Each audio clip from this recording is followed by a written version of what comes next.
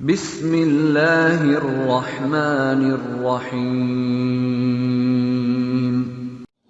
ان فی اختلاف اللیل والنہار لآیات لأولی الالباب الذین یذکرون اللہ قیاما وقعودا وعلی جنوبہم ویتفکرون فی خلق السماوات والارض صدق اللہ العظیم۔ اللہم صلی علی سیدنا و مولانا محمد وعلی آلہ واصحابہ وبارک وسلم۔ اللہم صلی علی سیدنا و مولانا محمد وعلی آلہ واصحابہ وبارک وسلم۔ اللہم صلی علی سیدنا و مولانا محمد وعلی آلہ واصحابہ وبارک وسلم۔ سبحانک لا علم لنا الا ما علمتنا انک انت العلیم الحکیم۔ رب اشرح لی صدری ویسر لی امری واحلل عقدۃ من لسانی یفقہوا قولی۔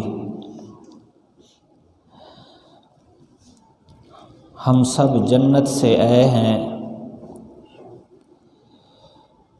اللہ تعالیٰ نے ہمیں بتایا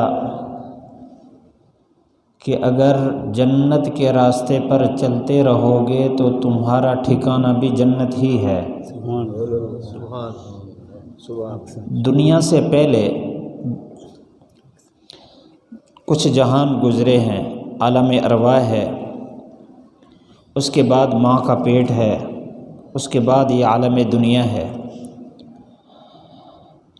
پیچھے کافر اور مسلمان ایک ہی راستے سے آئے ہیں، عالم ارواح میں کٹھے تھے، سب ماں کے پیٹ میں آئے، ماں کے پیٹ سے دنیا میں آئے۔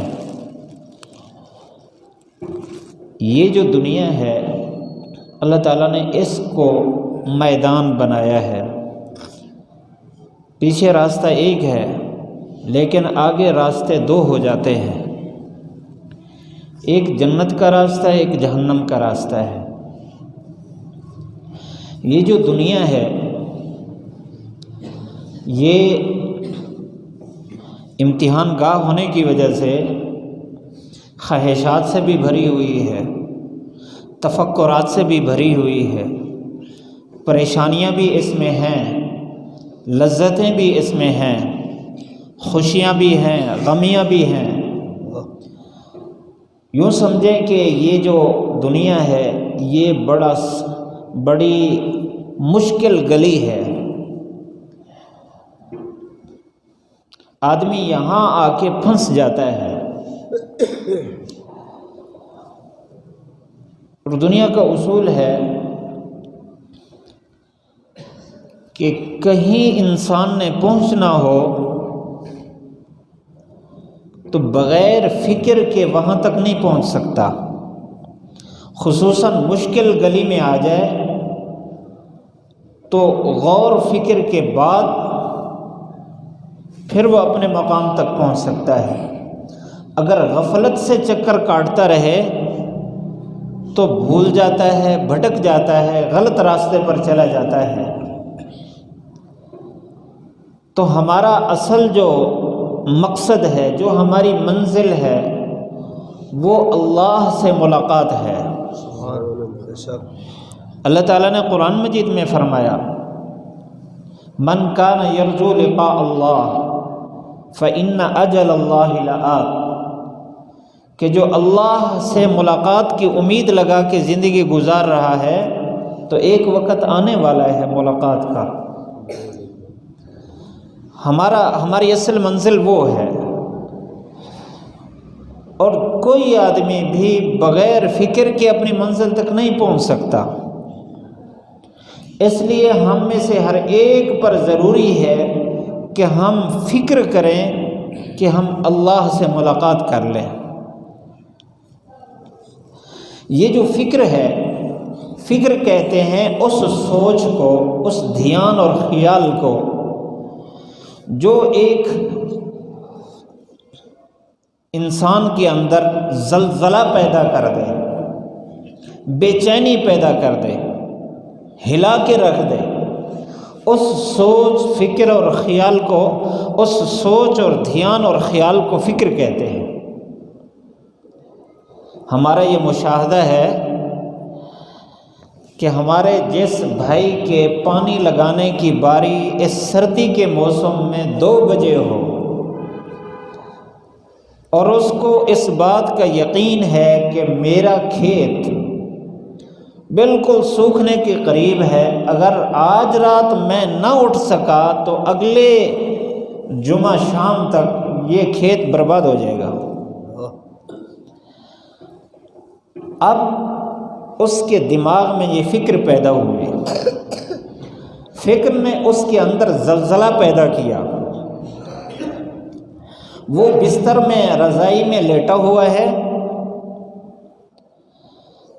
اس کی زبان بھی اسی فکر کے پیچھے چلتی، اسی کھیت کو پانی لگانے کے پیچھے چل رہی ہوگی، سوچ بھی، زبان بھی، کان بھی، ہاتھ پاؤں بھی، سارے کے سارے زلزلے میں ہیں، فکر میں ہیں۔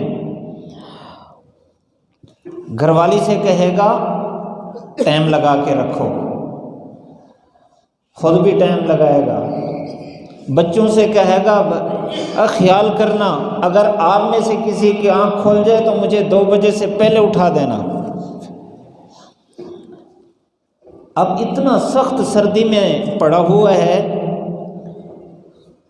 بالکل گرمی میں، سخت سردی ہے باہر اور یہ لپٹا ہوا ہے رضائی میں۔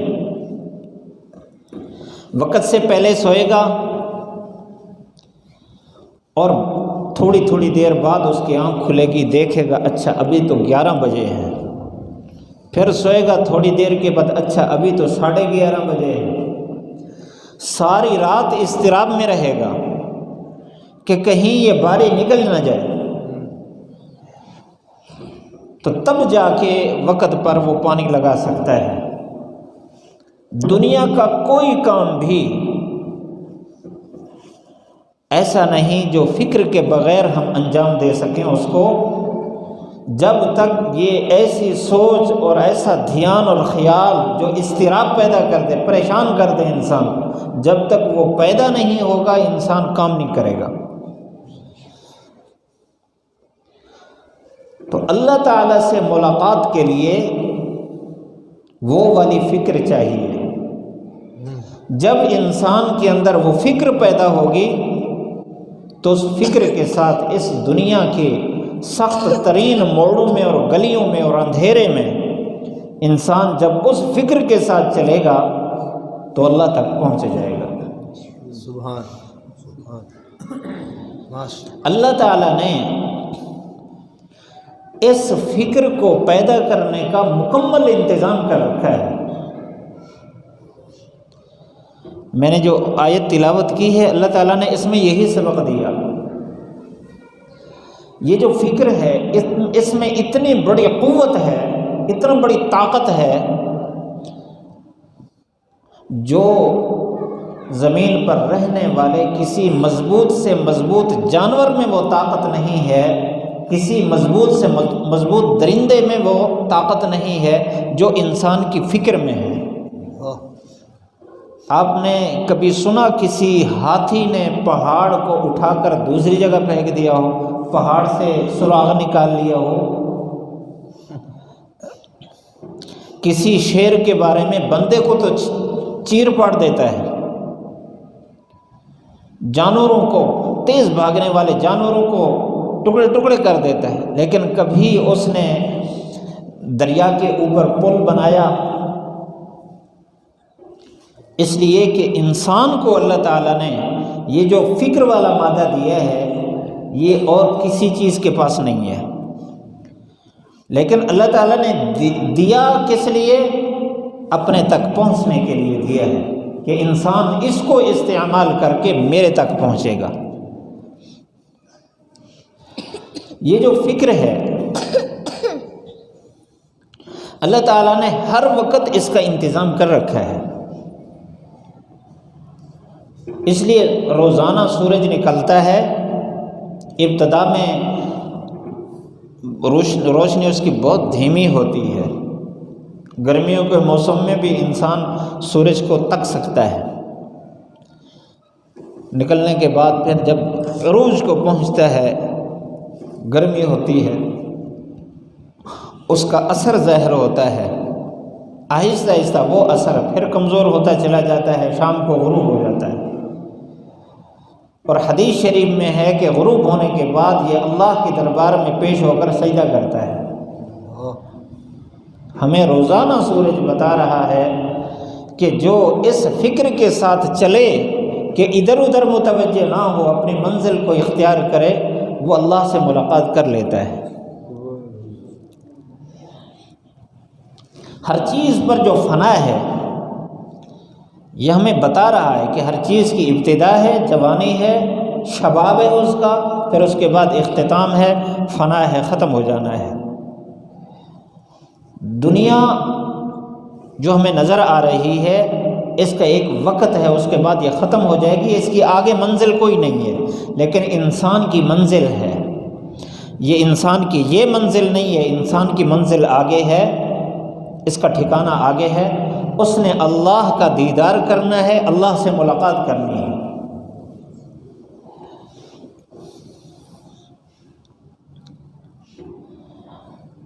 مولانا روم رحمۃ اللہ علیہ نے لکھا ہے کہ ایک آدمی سخت طوفان کی حالت میں ایک درخت کے نیچے کھڑا تھا۔ ایک آدمی وہاں سے گزرا، بھی تو یہاں کیوں کھڑا ہے؟ اس نے کہا طوفان کی کیفیت ہے، میں بارش سے بچنے کے لیے یہاں کھڑا ہوں کہ طوفان کی شدت سے بچ سکوں۔ اس درخت کے تنے کے ساتھ میں سہارا لے لوں گا، بارش آئے گی تو اس کے پتوں سے سہارا لوں گا، اس لیے میں کھڑا ہوں۔ اس نے کہا اللہ کے بندے، اتنا گرج اور چمک یہ بجلی کے گرنے کی علامات ہیں، اور بجلی جو گرتی ہے وہ درخت کے اوپر گرتی ہے، آپ یہاں نہ کھڑے ہوں، یہ جنگل ہے، میدان ہے، آپ اس میں سفر شروع کر دیں، یہاں نہ کھڑے ہوں، بجلی گرے گی۔ اس نے کہا اللہ مالک ہے۔ وہ آدمی چلا گیا، پھر دوسرا آدمی وہاں سے گزرا، اس نے بالکل بعین ہی یہی بات کی،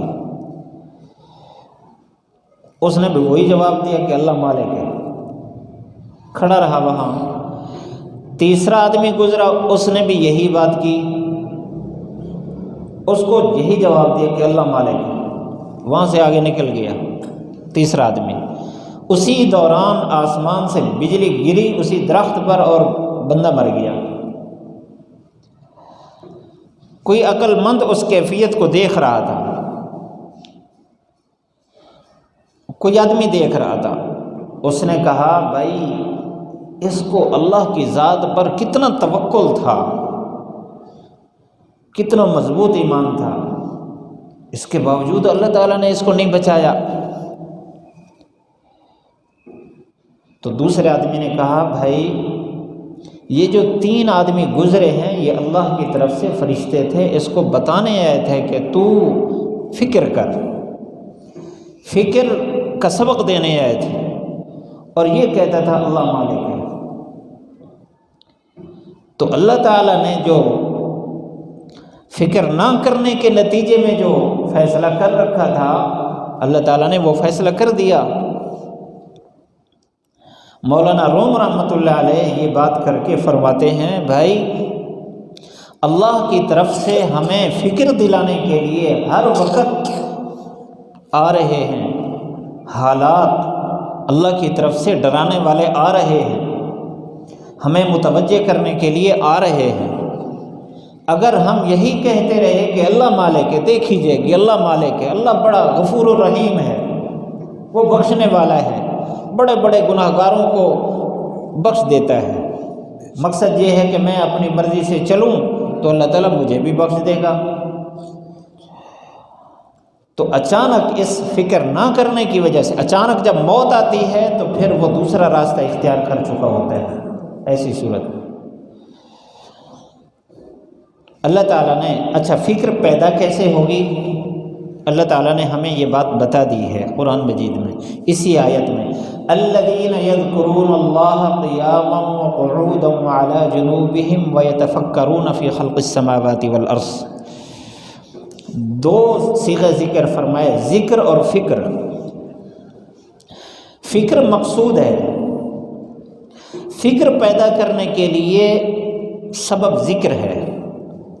یذکرون کا پہلے تذکرہ ہے، یتفکرون کا بعد میں تذکرہ ہے، تو یہ جو ذکر ہے یہ فکر کا سبب ہے، راستہ ہے۔ اور ہمارا تجربہ ہے کہ جس آدمی کے سامنے جس چیز کا ذکر زیادہ ہونے لگ جائے اسی کی اس کو فکر لگ جاتی ہے۔ ذکر کہتے ہیں زبان سے کسی کا تذکرہ۔ تو اللہ تعالیٰ نے یہاں بتا دیا کہ اللہ سے ملاقات کی فکر پیدا کرنے کے لیے اللہ کا ذکر ضروری ہے۔ سبحان اللہ۔ جتنا زیادہ اللہ کا تذکرہ ہوگا، اللہ تعالیٰ کی قدرتوں کا، اللہ تعالیٰ کی مہربانیوں کا اور اللہ کی ملاقات کا، اللہ تعالیٰ سے محبت کا جتنا زیادہ تذکرہ ہوگا اتنا ہی انسان کے اندر فکر پیدا ہوگی، اور اسی فکر کے ذریعے یہ اللہ تک پہنچے گا۔ ہماری یہ جو مجالس ہیں یہ مجالس ذکر ہیں، مقصد ہے اس کا کہ ہمارے اندر فکر پیدا ہو جائے کہ ہم اللہ سے ملاقات کر لیں۔ اور یہ جو اللہ تعالیٰ کا ذکر ہے، اللہ تعالیٰ نے اپنی ملاقات، اصل ملاقات تو آخرت میں رکھی ہے، لیکن ذکر کے ساتھ جو تھوڑی سی فکر پیدا ہوتی ہے تو اللہ تعالیٰ کی تھوڑی سی ملاقات اس وقت بھی انسان کو حاصل ہو جاتی ہے۔